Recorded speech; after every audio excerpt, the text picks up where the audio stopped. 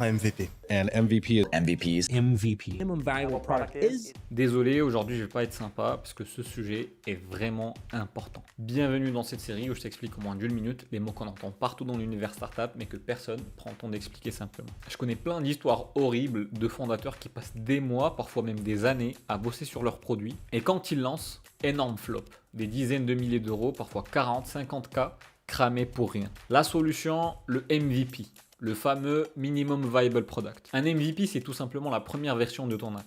Minimal, mais qui répond clairement au pain point principal de tes utilisateurs. L'objectif, tester rapidement ton marché, obtenir du feedback concret et pouvoir itérer intelligemment pour ta V2, ta V3, etc. Beaucoup pensent qu'un MVP, c'est forcément une version cheap et bâclée. Mais en vrai, pas du tout. Tu connais ce triangle? Un mauvais MVP, c'est plein de fonctionnalités, mais mal réalisé, moche, compliqué à utiliser, instable et plein de bugs. Un bon MVP, c'est exactement l'inverse.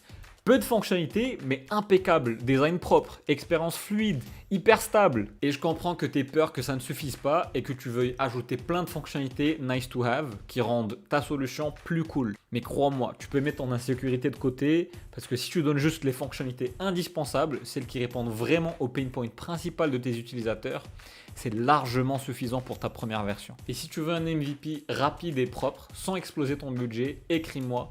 C'est littéralement ce qu'on fait tous les jours.